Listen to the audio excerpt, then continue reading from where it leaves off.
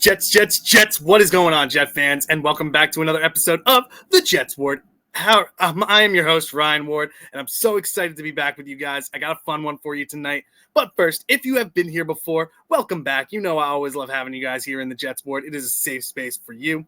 And if you are new here, welcome. No matter if you're a Jets fan or a fan of another NFL team or a casual NFL fan, you are always welcome here in the Jets Ward. This is a safe and fun place for you to be. But guys, like I said, I have a fun one for you guys. There's been a lot of rumors. There's been a lot of news going around. Big things happening today in the NFL that could have something to do with the New York Jets in some way, shape, or form. And I have a plan to go over all the updates and news so far this offseason, but I'm not going to do it alone. I have a very special guest on the show today with you guys, and it is somebody who gave me a lot of confidence in the beginning when I first created this channel.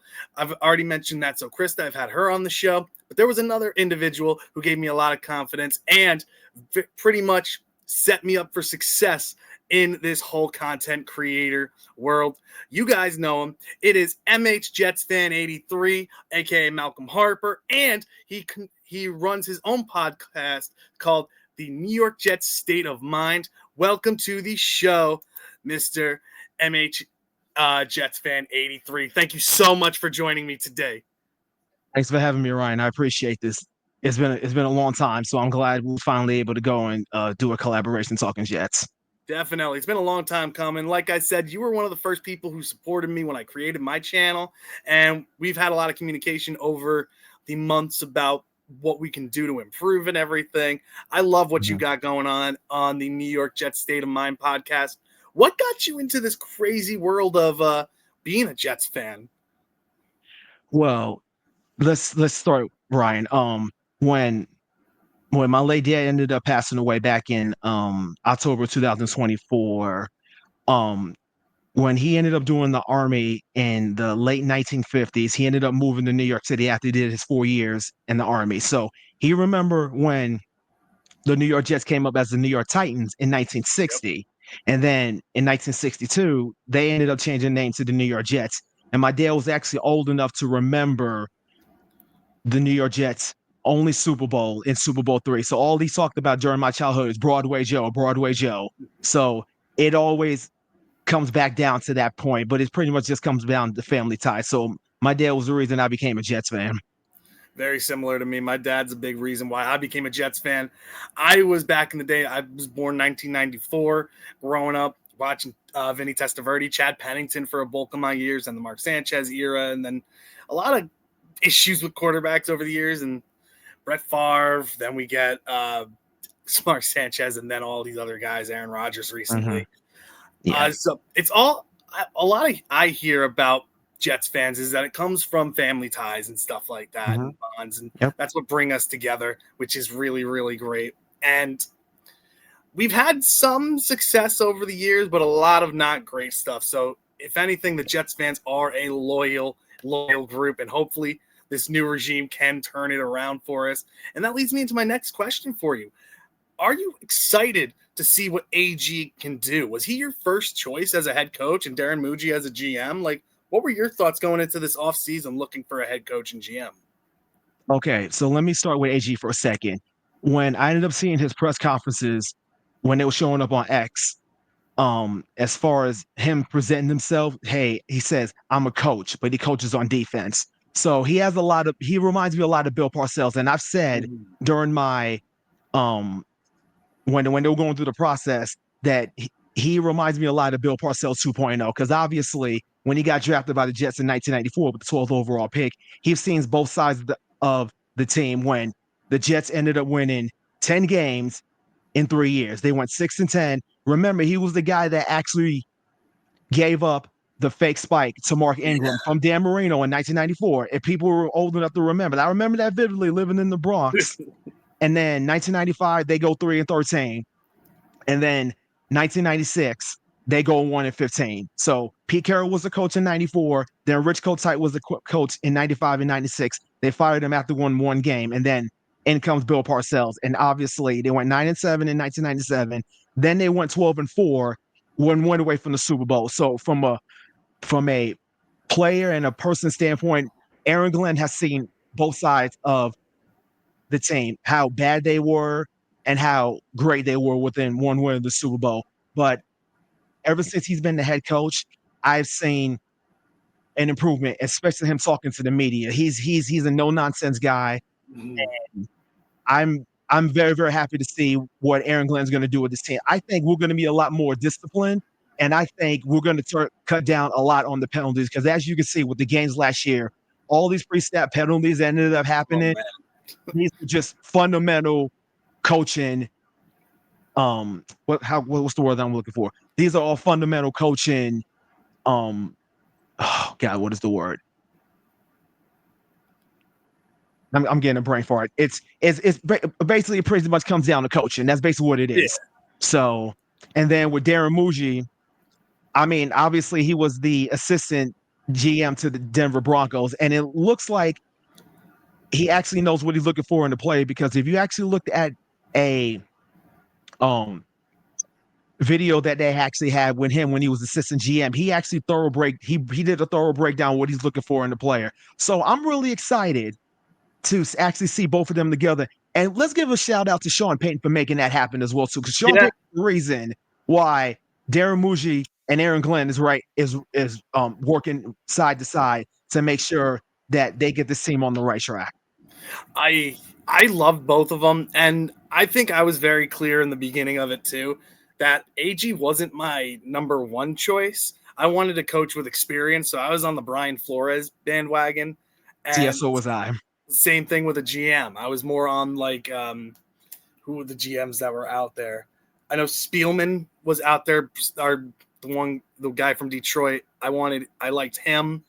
Mm-hmm. There were a lot of guys out there. The first guy we interviewed for Dimitrov, I wanted Dimitrov Yeah, as I yeah, like Dimitrov as well because he's all about analytics. yeah, So when he was the GM for the Falcons, he was able to actually get Matt Ryan to be the MVP of the 2016 season. Obviously, we already know what happened in that Super Bowl when they lost that 28-3. But 28-3. when he was running the show, I like his approach because he's an analytics guy. And Mm-hmm. as you can see, if you were actually watching the Jake Asman show, big shout out to Jake Asman, by the way. Yes, definitely. He actually had Dimitrov about his philosophy on what he looks for in the play. But like I say, he was all about the analytics. I like them as well too. But again, I'm just thankful over the fact that we finally got a brand new regime, and I'm willing to see how this regime is going to go and turn this team around. Hopefully could do it sooner rather than later, but we'll see what happens. I have a lot of confidence, and like what you said with AG, he's a no nonsense guy, and it seems like that with the players too. Because everything you Mm-hmm. hear from the players is he's going to tell you what you need to hear, not what you want to hear. And he's a Right. coach. He's teaching Transparency, full transparency. exactly. Mm-hmm. And I think that's great when you have like players like Quinn and Williams, who hasn't gotten that in recent Right. years, who's a stud on that defense. Quincy, who's a stud on that defense, Mm-hmm. especially with our defensive backs group. Sauce Gardner, Yeah. everybody says, oh, he had a down year. He's still a top 3 cornerback in this league, if not the best one. And shout Yep. out to Pat Agree. Surtain, but I think Yep. Sauce is a little bit better and everything. And I love everything they've done this offseason. The Brandon Stevens signing was a little head scratcher, and then drafting AZ Thomas. So that was a little confusing, but I love the Andre Cisco signing. I think he can be a Yes. steal. I think he could be a steal. Re-signing Sherwood is a great move as well. And very underrated one, Derek Nottie from Agreed. the Chiefs. I love Nottie as well. I think he's going to be bona fide stud next to Quinnen Williams and everything. I Yeah. know he had a down the year last year, but I think he's going to bounce back. And Byron Cowart's been showing out as well, which has been great. So Yeah. there's a lot of moves that they've been making that are not like top notch in my opinion, but they're moving in silence, which I really, really like. And they're not winning the Right. offseason, which I think is amazing.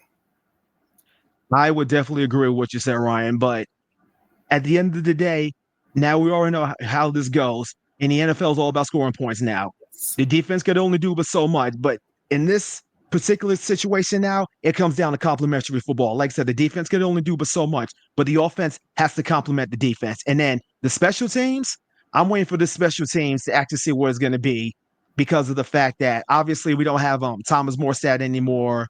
We don't have Greg the Leg anymore. So we got 2 newcomers that are coming in. So I'm going to pay attention, especially in training camp, How's this special teams is going to work out? But again, this is going to come down to the offense. This is going to come down to Justin Fields. Let's see if the offensive line can actually be on the field so they can actually build that chemistry, because you're gonna need that chemistry, because obviously we have a three man backfield with Brees Hall, Braylon Allen, and Isaiah Thomas. So I think for me it's going to be a lot more of the running down the defense's throat and basically play action, so Justin Fields can actually go and use his legs to actually make things happen. And Mason Graham, the tight end that we drafted in the second round for LSU. I'm going to see I'm going to look at him as well too. So is he going to be him or Jeremy Rucker? That's probably going to be the starting tight end. So that's going to be a position to look for as well during training camp, in my opinion. And obviously we got Garrett Wilson, and then we got Reynolds, and then I'm really, really looking forward to Arian Smith, this wide receiver we drafted out of Georgia with the third round, because the scouts were saying, well, what I was reading online, that he was struggling with his drops, but I think that's a fixable thing. So if he can actually fix his drops, look out, especially with his speed. I'm looking at Arian Smith. I think he could possibly take over the number 2 spot. Maybe Josh Reynolds probably get it, but I'm looking at Arian Smith once training camp rolls around. That's just my personal opinion. And I love all of those. I like the Mason Taylor signing or picking him up. I think he's going to be a stud at tight end. Jeremy Rucker, I think, is going to be good. But don't overlook Stone Smart. I think that guy can be a yes. We signed him up offseason from the Chargers. Yep. Yeah, bigger slot receiver and everything. He showed out for the Chargers at the end of the season last year. I agree with you 100% with Arian Smith. I love him as a player. I was concerned when we drafted him with all the drop issues and how everybody was like, oh, he should have been like a 6th round pick or something like that.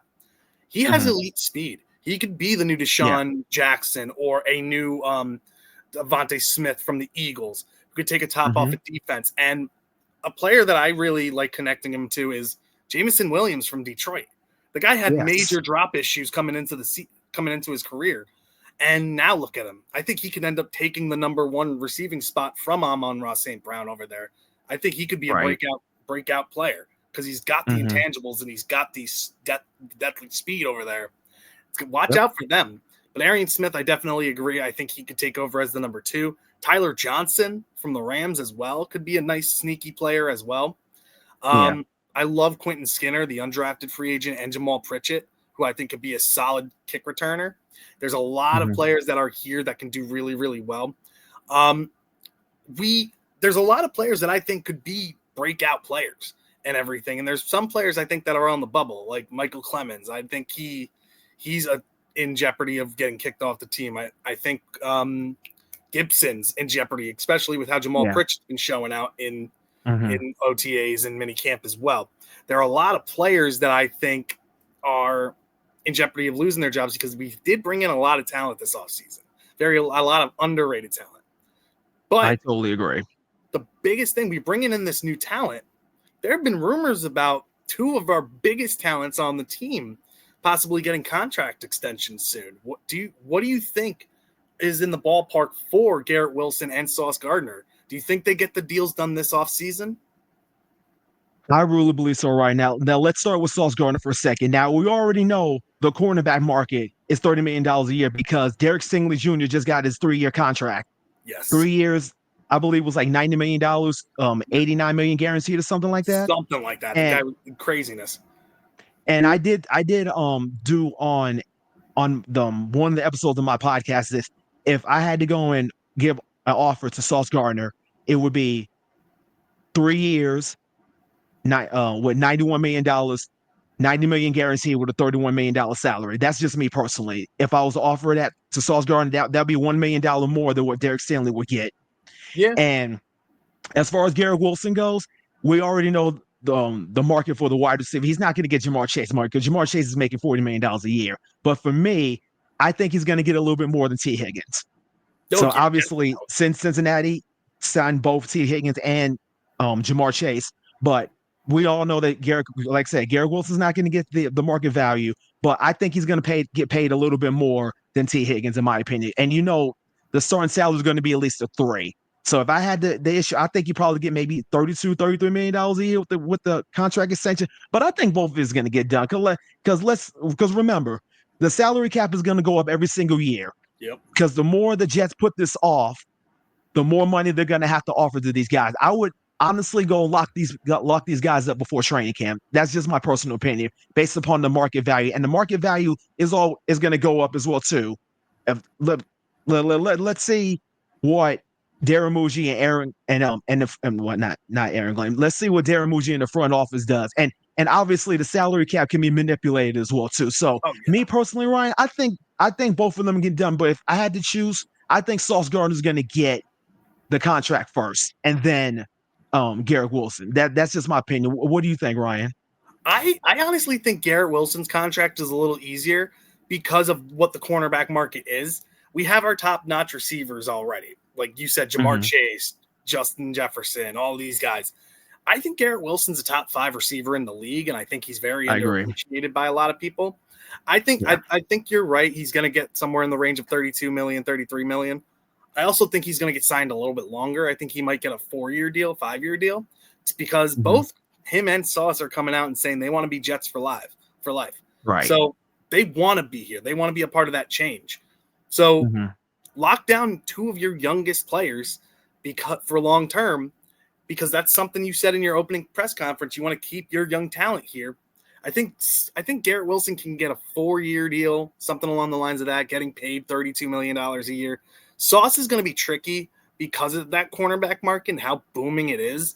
You're going to see players like Joey Porter Jr. from the Steelers getting big deals coming around the bend sooner than later, even though the Steelers just made a really big trade to get Jalen Ramsey today, which was crazy. Right. Yeah. That was, when I saw the news about that, I was really surprised. But at the same time, I understand why they're trying to do it. It's an all-in move. You got Aaron Rodgers for 1 year, and obviously you don't have a safety as talented as Micah Fitzpatrick. So let's see what the Steelers do as far as the safety goes. But I believe that the Miami Dolphins ended up winning the trade. That's just my personal opinion, because obviously Jalen Ramsey is on the prime. He is past his prime right now, and Smith just got an extension. What was it? One-year extension worth $12 million or something like that? Something like that, yeah.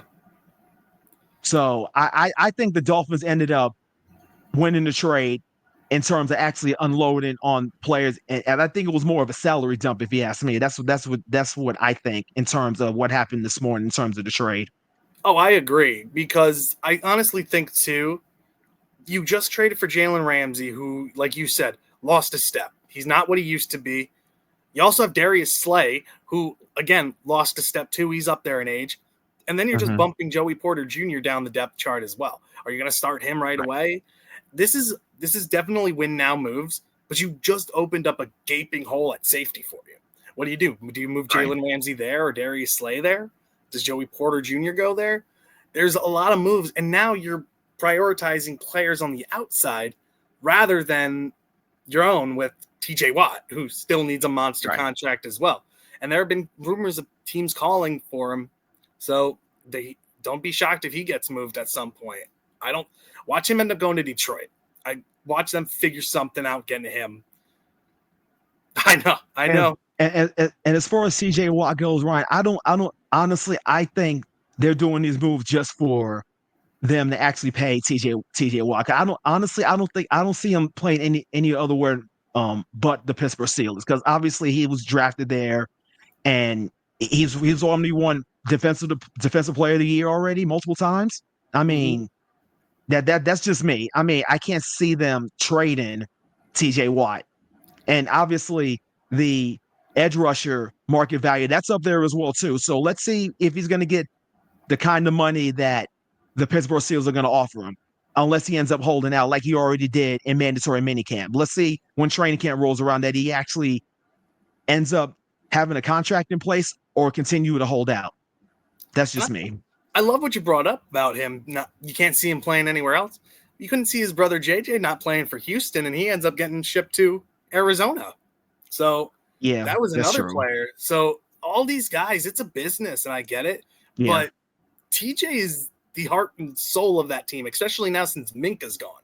Who else are you going to rely on? Cameron Hayward's great, but he's 37 years old. 38 years old. He's not getting any younger. You got some young pieces there. Aaron Rodgers, you could have prioritized building on that offensive line. You're going to get him killed because that offensive line is awful over there in Pittsburgh. So Yeah. he's got these weapons, which is great. Cool. You got Jonnu Smith. Arthur Smith's offense, they don't like throwing to the tight ends. Look at Pat Freiermuth. He's a stud over there. And now what do you do with him? Does he get traded now? Does Darnell Washington get traded now? The other guy that was there? There's other moves that they could have made to build up this team, but it's Aaron Rodgers' team now. And they're going to get what he wants. And next, don't be shocked if you see Amari Cooper getting signed there because Rodgers wants him too. Oh, yeah, Amari Cooper's still out there as well, too. And then getting back to TJ Watt for a second, Ryan, you already seen when when TJ Watt is not in the lineup, the Pittsburgh Steelers defense looks completely different. They look lost. Oh, yeah. It's bad. So they're going to have to figure out something because Jalen Ramsey's contract is an albatross right now. They took a boatload of money on that contract. So they're going to have to figure something out to bring TJ back in because if they don't, things are getting worse. And there was on the news today, they were even saying that they're not close on a contract and frustrations are building, just like with Trey Hendrickson in Cincinnati. Oh, that's a sicky situation there, Ryan, because they should have actually signed him last year. That's just my personal opinion. I don't know why they ended up waiting till this season. They should have locked him up last year before they gave the massive deals to Jamar Chase and T. Higgins. That's just my personal opinion. I wouldn't have minded if they gave the massive deal to Jamar Chase. I think he deserves it. He's one of the best receivers in the league. I think he's the second best receiver in the league behind Justin Jefferson. That's my personal opinion. They should have signed Jamar and then him. And then T. Higgins. I would not have been that upset if T. Higgins went somewhere else. Right. Honestly, I could have seen him going to another team. I think if you kept Trey Hendrickson, because think about that Cincinnati defense. It was bad last year. He was the only bright spot on that defense other than Jermaine Pratt and everything. And then they got rid of him. So there's a lot of stuff that's going on in the NFL that's just been weird. This trade today blew my mind. I was not ready for it. But getting back to our beloved New York Jets, we've been talking about all these players that we can consider breakout or on the bubble. Are there any players that you see on the offensive and defensive side of the ball that can be key factors to success for the New York Jets this year? And let's start with the offense. Like, are there any players that you're looking at to be like, we need you to be successful or to win? I got one, and it's in the backfield. That's Braylon Allen. Because when Braylon Allen gets the ball, great things happen. You're already seeing last year when he had the ball in his hand when Brees was out. When Braylon Allen, especially in the passing game, I think Braylon Allen is going to be the X factor. If for some reason Brees Hall just stumbles out in the early going of the season, my X factor is Braylon Allen. If Braylon Allen can actually just stay on the field and they actually have like plays for him as well too, I think Braylon Allen is going to be the X factor. That's just my personal opinion as far as the X factor on offense. I love that one. A lot of people are thinking he's due for a breakout year. I could go with the obvious one, Justin Fields. I think he's going to be really good with his new system that's going to be built around him, which he hasn't had in his career. But I'm going to go with Mason Taylor. I think Mason Taylor is going to be a great complement to Garrett Wilson. He's already shown flashes that he can catch the ball and run and break tackles and everything. Justin Fields loves throwing to tight ends. Think of Cole Kmet or somebody like that. Cole Kmet was very successful with Justin Fields as his quarterback. Yes, I think Mason Taylor can do the same. And I think Mason Taylor is going to be a very underrated, sneaky weapon for the New York Jets. Don't be shocked if he gets the second amount of targets behind Garrett Wilson. And because I don't think they're going to add another receiver at this point. I think they're going to go with what they got. Maybe trade Allen Lazard at some point. But and I was going to ask that question, right? What do you think Allen Lazard is going to stay with the Jets now that Aaron Rodgers with Pittsburgh? What's your honest opinion on that? Because I think they're probably going to wait until they have the rosters cut down to 53. Maybe they may do a trade. How do you feel about that? I honestly think there were people interested in Lazard last year, and now that his contract is much, much more reasonable, I think the Jets are going to wait as the season goes on, training camp, to see wherever he fits. Josh Reynolds and Allen Lazard basically do the same exact thing. I think Josh Reynolds is a better blocker, though.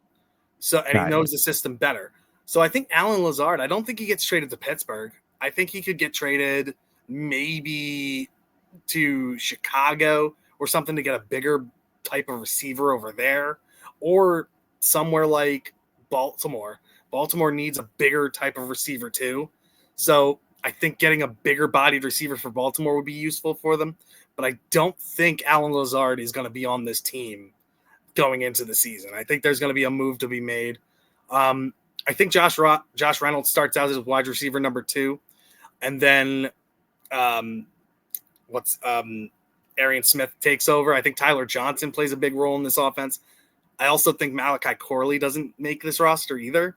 I think he could possibly get traded. I don't know. It's not starting out great as him being already injured. You love seeing all the workout videos and stuff like that, but be with the team. Be there with the team to show that you are going to be successful, that you're buying in. That's the biggest worry that I have for him, especially with Jamal Pritchett showing out too, and Quentin Skinner doing well as well. Mm-hmm. So yeah, Alan Lazard, I don't think is going to be on this team. Neither is Malachi Corley, in my opinion. Especially with Tyler Johnson. That's fair. And obviously, they're part of the previous regime, because with new regimes, they want their own people anyway. So I could definitely see both of those happening. It might be a bold statement or a bold call to say Malachi Corley's not going to be here, but this, like you just said, this team didn't draft you. They don't have any care. When AG was asked about him too, he's like, from looking back at college, the screens were very useful for him and stuff like that. I think this is going to be a big play offense, and I think we're going to be a physical offense. And Malachi Corley's physical. If he can show that he can block and return kicks and punts and everything, maybe he makes it, but I don't know. I think it's going to be a really rough time for him going into it. Yeah, I would definitely agree with that. Now, on the defensive side of the ball, are there any players that you thinking are keys to success for the New York Jets? You know what I'm thinking? You mentioned the conversation you had with the Baltimore Ravens. I'm going to go with Brandon Stevens. Brandon Stevens is going to be my X factor as well, too, because obviously Sauce Gardner is already locked in on one side of the field. Let's see what Brandon Stevens does this season, because obviously when he was in Baltimore, he ended up struggling. So remember, you still got Quantez Stiggers that's waiting in the wings as well, too. And then we got this Florida State cornerback that's 6'1", which by the way, he has very long arms. When I seen the highlights on his scouting combine, that's the first thing that came across my mind, where he's very, very long. But my X factor is going to be Brandon Stevens. Let's see if all the mistakes he ended up making while he was in Baltimore, those would be fixable. And you mentioned Aaron Glenn. Aaron Glenn did mention in his press conference a few months back, say it's one of those things that could be very, very fixable. So my X factor on defense is going to be Brandon Stevens. We already know that Sauce is going to do his thing on his side, but they're going to probably challenge Stevens on the other side. That's my X factor on defense. Now, question to you, because Brandon Stevens has been brought up in a lot of conversations. Do you think, because he has experience playing safety, do you think he could be bumped back to safety with Andre Cisco, and then we have Sauce Gardner and AZ Thomas as our starting cornerbacks?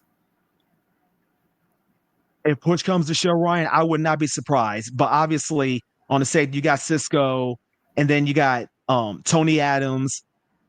So I wouldn't, obviously, if I was projecting the starting secondary, it would be Sauce Gardner, Tony Allen, Andre Cisco, and Brandon Stevens. But again, push comes to shove, if that's what if they end up putting Stevens at safety, I wouldn't be surprised. I honestly, I think that probably could be a last resort. That's just my personal opinion. But it's one of those things where it's just a wait and see. Wait and see. I agree. I like Brandon Stevens. I made a couple bold predictions that the Jets secondary was going to be very young this year. I said AZ Thomas was going to start as our number 2 cornerback, and I said Malachi Moore was going to be our other starter at safety. I think he's going to be the steal of the draft, in my opinion. I do Malachi too. Moore? That kid's a monster. And he's the captain from Alabama, was a ball hawk, not afraid to tackle. He could be played in the box, could cover, could do anything. And him and Cisco back there, I think, could be a steal. Tony Adams is another player. I think we could trade him. I don't think he makes the roster either. I think there's a lot of pieces that need to be moved around. I like your pick for Brandon Stevens, but I'm going to go with a key X factor for the defense. I'm going to say that the key X factor is going to be Will McDonald. Yes. He needs to improve in the run defense. If he can do that, he is going to be unstoppable. 3-down edge rusher on the field at all times. He's gotten bigger. He's gotten stronger. If he continues to do the progression that I think he can and get better at the run defense, he's going to be a terror for years and years to come, especially in a season where Jermaine Johnson's coming back. And imagine if he's back up to snuff what he used to be. This defensive line could be a monster. I totally agree. And let's just hope that our run defense will be better than what it was last year. With that, especially last year was just straight up terrible with Hassan Reddick and John Franklin Myers to the Broncos. I don't know what in the world the previous regimes was thinking. Our run defense was absolutely terrible, because I think if we can fix the run defense, we can make other teams one-dimensional. That's just my personal opinion. If, like you mentioned, Will McDonald, and then you got Jermaine Johnson coming back from his Achilles injury. If all of them stay healthy, then you got Quentin Williams and the rest of the depth on the defensive line. If we could go stop that run, we could do that first. We can make other teams one-dimensional. That's just my personal opinion. I completely agree with you. And I think this team is going to be much better defensively. I think we're going to be more locked in. Like you said earlier, too, with the penalties, I think those are going to drop down a lot. It's going to be more disciplined. I think the defense is going to take a big step. I love that the offense is going to be commanded by Justin Fields. I think he's a good leader. He's got experience with Garrett Wilson and Jeremy Ruckert already. I think Breece Hall is going to have a breakout year too. I think Braylon Allen will as well. Don't be shocked if we run with 4 running backs. I think Donovan Edwards could be really good as well. The undrafted free agent. Imagine that. There's a lot of things that the Jets do. Is there any weakness that you still see that they could address before training camp starts? Well, I would say if on both sides, let's start with the offense. If I were to actually pick a position on offense, I would say wide receiver. But like you mentioned, Ryan, they're not going to go and get another wide receiver. They should. Because we don't even know if Josh Reynolds is going to be that wide receiver too. And Aaron Smith may not be ready either. So I would strongly look at a wide receiver, especially when the teams cut their players down to 53. I would see what's actually out there. And then on defense, if I actually had to make a prediction on defense, I would have to go say maybe safety, because like you mentioned with Tony Adams, he may not even make the 53-man roster. And I understand we got Cisco and Malachi Moore or whatever, but I think we still need maybe one more player for the safety position, because we got plenty of corners. Like I said, we got Stevens, we got Gardner, we got Quantez Stiggers. So that's just me. If I had to go and pick one position, I think it would be the safety position if to address. Maybe they may do that once training camp rolls around, the preseason's over, and they cut the roster down to 53. I wouldn't be as concerned about the safety position as much, because Jarek Bernard-Converse can play safety as well. Oh, JBC. Yes, I've forgot about him. He's done well there when he was in the LSU. Offense, I could go receiver as well, but I don't think they're going to do that. I'm going to say tight end. I think bringing in a veteran tight end, I've been pounding the table for trading for Kyle Pitts as being that wide receiver type guy. I really like Kyle Pitts a lot. I just think he needs a new change of scenery. Dolphins have already contacted the Falcons about him already, and the Raiders about Michael Mayer. So watch out for those two. I also was talking about Mark Andrews being a trade target for the Jets, because I think he needs a change of scenery too, but that's going to be a lot of cap or a lot of draft capital. But I think tight end is a need, because we need more veteran leadership in that room, because right now it's just Mason Taylor, Jeremy Ruckert, Stone Smart, and Donald Kuntz, and that's it. Yeah. So I think that could be a big one. And on defense, linebacker. Because now, Jamin Davis is our other outside linebacker, and I don't trust that. If you can get me like a Juwan Bentley, who's still a free agent out there, I think he could be a steal. Play him on the outside as a run physical guy, setting the edge. Devin Bush, I think, is still out there in free agency as well. He could be a great outside linebacker as well, I think, in my opinion. But linebacker is the biggest need on defense, I think. I like our secondary. I could say edge and get Jadeveon Clowney or Zadarius Smith and stuff like that, but I am more worried about the linebacker position because I don't think Francisco Mauigoa is going to be ready to go.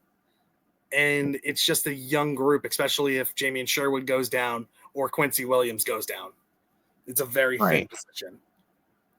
Yeah, I didn't think about that as well, too, because like I said, I'm just glad over the fact that we got Sherwood and Quincy Williams. But like I said, we need more veteran leadership in the linebacker position. But again, it's just a wait and see when the preseason's over with and the teams cut the roster down from 90 to 53. Who knows? There may be a linebacker that's out there that we could be able to bring in right for the first game of the season, but we'll see what happens. Is there any big moves? Do you have any bold predictions for players being cut from teams or more trades happening? Do you think anything could happen? Not that I know of, Ryan. Like I said, like we were talking about earlier with the whole Jalen Ramsey day. I didn't see that coming either. So I honestly don't see another move another team is going to meet. That's just me. Yeah, I think Dolphins, they're definitely looking for another tight end now because their room is very thin. I think they end up getting Michael Mayer from the Raiders because they got Brock Bowers over there already. I think Michael Mayer fits the Dolphins a lot, and he's still young too. I think Kyle Pitts stays with the Falcons one more year and then ends up in free agency. One player I wouldn't be shocked gets traded is Chris Olave from the Saints. I think he could get moved at some point if the Saints are desperately doing really poorly, which I think they expect them to do. But other than that, nothing too crazy. I don't think there's going to be that many shockers coming up for the rest of the offseason. I'm just excited for training camp to be here.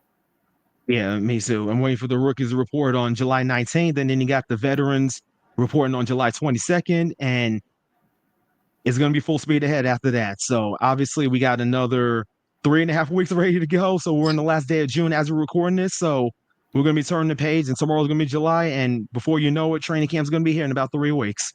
Definitely, man. Any more closing thoughts or anything before we head on out of here? Like, what else are you thinking? Any more plans for you for the summer? Well, what I'm going to be doing is right now, like I mentioned in the beginning, I haven't done a podcast in the last like couple of months. So what I'm doing is I'm going to be taking vacation with my wife in about 3 weeks, and then once I actually get back, training camp is going to be rolling around. So I'm definitely going to be back on the mic the week of training camp. So I got that going on, and then I got stuff going on with my kids as well too. So I will definitely be back on doing more episodes of my podcast. And where can we find your podcast? The New York Jets State of Mind. Where can we find you? Okay, so if you want to listen to the digital version of my podcast, it's on Apple Podcasts, Spotify, iHeartRadio, and Amazon Music. And I'm also going to be uploading episodes on my YouTube channel, which is MHJetsFan83, which is one word, all lowercase. If you guys could do me a favor and actually follow my channel and spread the word, that'd be greatly appreciated because I need more followers. Make sure, guys, you check out his channel. He does great work. I will leave a link to his channel down in the subscription. So make sure you guys hit that like button and subscribe to his channel as well. And, man, thank you so much for joining today. It's been a blast, and it's finally fun that we get to do this. We've been talking about it for a while, and I'm really excited that we actually got to do this now. Oh, so am I, Ryan, man. This has been a blast. I'm hoping we be able to do this again down the road. Definitely, man. Definitely. Thank you so much. And guys, thank you so much for joining us in the Jets Ward. Have a great rest of your night, guys, and I'll see you in the next one.